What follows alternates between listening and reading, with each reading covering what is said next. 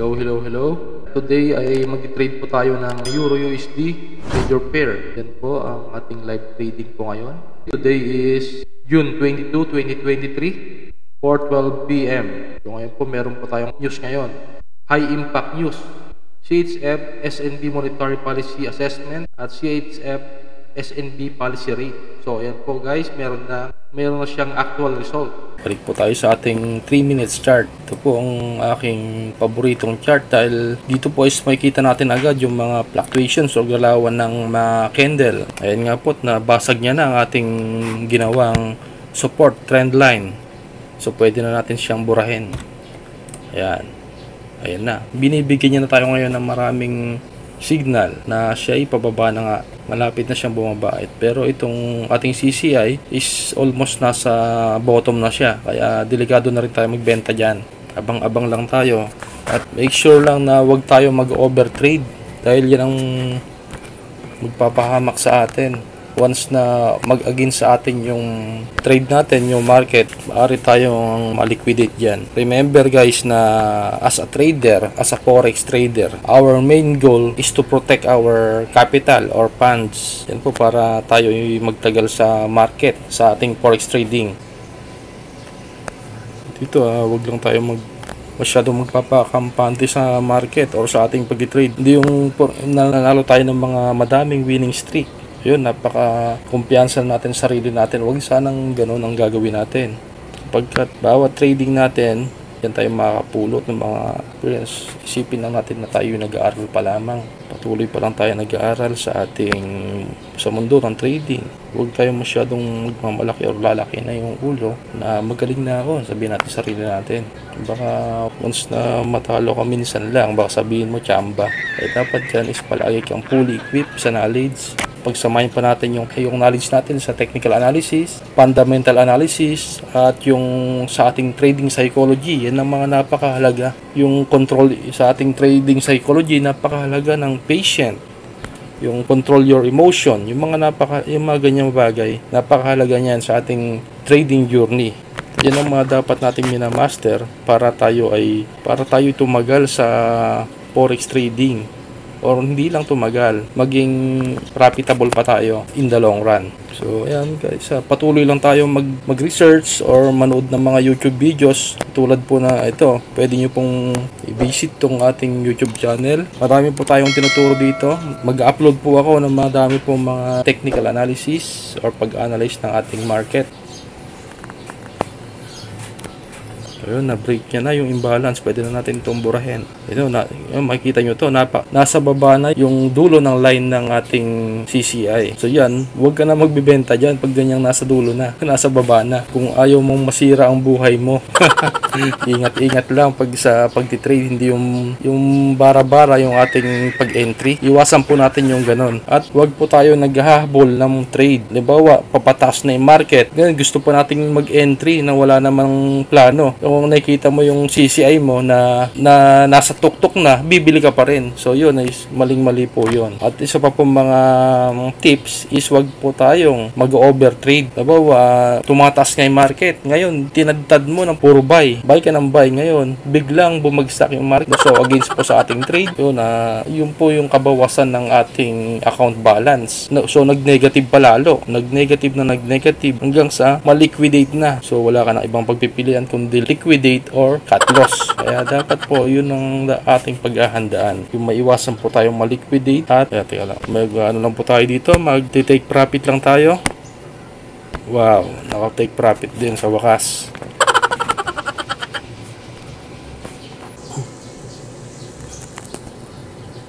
Ayan po.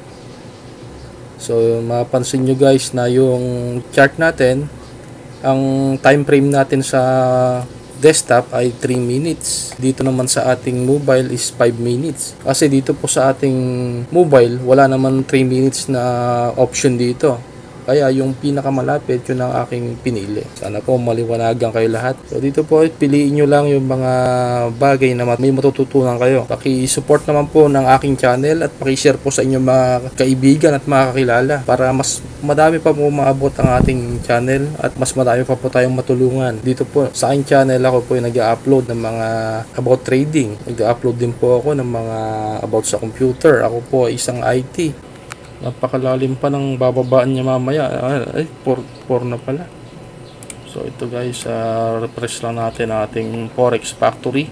Ayan na, patapos na pala ang ating SNB press conference. Pero wala pa siyang result sa ating actual. Yan pong ating susubaybayan. So dito, mga 7 PM, meron na naman po tayong event. High Impact News, GBP, Great Britain, Official Bank Rate. So ito po yung mga aabangan natin mga high impact news mamayang 7 PM. Asahan po natin yung mga big, mga fluctuation, mga volatility ng market mamaya. So yan po yung aabangan natin. Sasamantalahin nating mag-enter ng trade sa market. Pero hindi po tayo papadala sa ating emotion sa trading. Sabi nga don't trade based on your emotion. So dapat lahat ng ating trade is may reason kung bakit tayo nag-enter ng trade. Kung sa pagbabay, dapat alam mo kung bakit yan ka magbabay. At ganoon din naman sa pagsisell, dapat alam mo rin kung bakit ka dyan magsisell. Siyempre, in order to trade, dapat meron tayong mga confluences. Meron tayong mga 2 or 3 indicators or mga confirmation na sinusunod. Para hindi po tayo bara-bara na mag-enter na lang sa market. Tulad nitong mga indicator, mga trend line, support and resistance, mga supply and demand, yung mga moving average. Ayan, mga kailangan po natin yan. At yung mga paglalagay ng mga imbalance para mas madali nating makita na mayroon pa pala siyang posibleng balikan. Yun po ang purpose niyang paglalagay natin ng ganyan. Ngayon, titingin po tayo siyempre dito sa ating CCI para mas madali nating ma-figure out kung pababa na ba or pataas na ang ating market. So ito, makikita nyo itong bearish candle na to na napakalaki ng wick sa bottom. Ipinupos niya yung market pataas. So meron pa rin pong mga buyer. At ito naman, itong ating EMA line, itong yellow line, medyo indecisive na siya. Medyo balak niya ng tumaas. Ito nyo, medyo parabolic na siya, pataas. Ayan nga. At ayan na nga, medyo pataas na siya. So dyan po ang kagandahan ng nakatingin tayo sa lower time frame. Kung tayo po ay scalper, swing trader, so yan, magandang tumingin dito. Ito ang ating best time frame, 3 minutes. Tulad po ng aking ginagamit na indicator ngayon. Hindi pa tayo nag-enter ngayon dahil madami pa tayong papakawalan ng mga trades. Time check, 4:42 PM. Mga ilang oras na rin tayo nag-trade. Wala paggising ko kanina, mga 9 AM. Nag-open na ako ng trade. Ganyan lang talaga sa trading. Kung ano yung opportunity sa market, yun lang yung iti-trade natin. Hindi naman natin pwedeng diktahan ng market na gusto natin is palaging pabor sa atin. Hindi po natin magagawa yung ganon. So, ang pinaka-best dyan is dapat palagi tayong handa. Full equipped tayo sa knowledge, technical analysis, fundamental analysis, ang ating trading psychology. Palagi po dapat handa yan. Medyo delikado mag-trade ngayon. Mag-enter ng trade na buy. Abang lang tayo dito ng pag tumusok na siya pataas, pwede nating entryhan yan. Buy. Pero hindi na muna tayo mag-entry. Kasi gusto ko na munang bumaba yung market. Inip na ako kanina ko pag gustong bumaba. Ayan, so guys, ang acting strategy yung ginagamit ngayon is heads mode. Ayan, mapapansin nyo yun, 66 buy, 75 sell. Yan po ang ating open position ngayon. So, ito po ang gamit kong broker nga pala is XM Global. Sa mga gusto po mag-create na account sa ating XM, ilalagay ko po yung sign up link sa ibaba. Paki-check na lang po ang aking description sa ibaba. Salamat po ang ating pera ngayon. 277 po ang ating account balance. At yan, napakababa na ng ating equity, 86 na lang. So ang ating goal ngayon is mapakawalan yung mga open trades natin na naipit. So yan po ang ating goal ngayon. So hindi po ako masyadong pumapasok sa mga trades ngayon na ng malakihang lot size. So ito sa pagtitrade nga rin pala, dapat maliit lang din, katamtaman lang din yung ating lot size, nakabase sa ating laki ng ating equity. Kung gaano kalaki yung equity natin, doon din na dapat natin ibabase. Wag yung halimbawa $100 lang yung account mo, tapos yung lot size mo mga 5 lots, napakadelikado nun. So risky para sa ating capital. Buti sana kung palaging pabor sa atin ang market, pero hindi natin madidiktahan ang market. Nasa peak pa rin po tayo ng ating chart, nasa dulo. So papakita ko sa inyo yung ating weekly time frame, itong 1 week. Ayan, yan ang takbo ng ating buwan ngayon. Pinakatuktok pala na, pinaka-itaas pala ng ating Euro USD is 1.60. Nandito pa lang tayo sa price na ito, 1.1. So napakalayo pa pala ng pwede niyang lakbayin. Flat lang tayo ng ating trend line. Na-break niya yun, no? Balik na po tayo sa ating chart, 3 minutes. Po ang ating 3 minutes time frame, pinalaki ko para mas madali nating makita. Magti-trade tayo ngayon ng Euro USD sapagkat ito yung nakikita ko na medyo maliit yung spread. Kasi mas pag maliit yung spread, mas madali tayong kikita.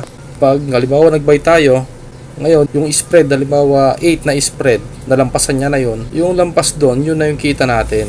Once na malampasan mo na yung 8 pips, yun na yung kita. Ayun, patuloy pa rin siya sa pag-angat. Gusto niya pa rin lampasan yung previous high natin, yung latest high. O yun, medyo itinutulak niya pababa. Bearish pa rin po. Nagsalita para si Waller ngayon, 4 PM. So yun na ang ating pinakahihintay, ang pagbulusok ni Euro USD. Sana nga tuluyan na siyang bumaba at marami pa talaga ako naghihintay dito. So heads mode lang ang ating strategy dito. So sa mga gusto po na matuto ng heads mode, paki-comment lang po sa ibaba. Comment yes lang po sa ibaba. At pag umabot po ng 100 comment, ay gagawa po tayo ng madaming mga detalyado mga video, mga madali pong maintindihan para po sa inyo mga baguhan sa trading, mga aspiring traders po sa crypto, stock market or forex. Lahat po yan, gagawan po natin ng video. Basta po para sa inyo, lahat po ay gagawin natin sa abot po ng aking makakaya. Ito, gagawa tayo ng ating trend line.